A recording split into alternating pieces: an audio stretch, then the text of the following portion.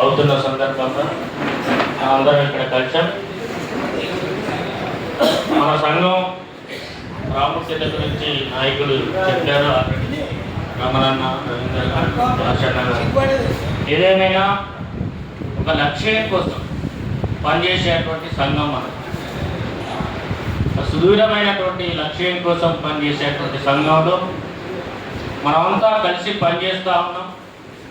ప్రభుత్వ సంక్షేమ పథకాలే కాదు, మనం ఐక్యంగా ఉంటూ మన హక్కుల కోసం పనిచేస్తూ మన సంఘంలో ఒక భావజాలం, ఒక మంచి ఐడియాలజీని ముందుకు తీసుకుపోయే దానికోసం నిరంతరంగా మనం పనిచేస్తూ ఉన్నాం.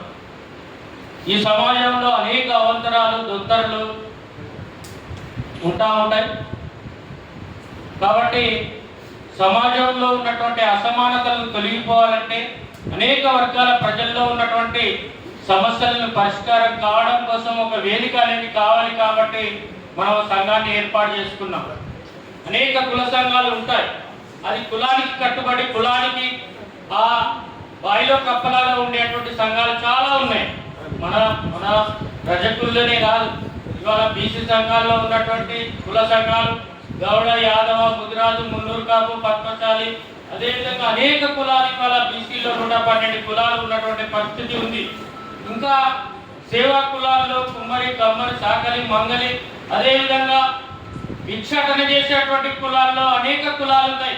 ఇవాళ గంగిరెద్దుల, అదేవిధంగా పిచ్చకుట్ల, యానాది, ఇట్లాంటి కులాలు చాలా ఉన్నాయి.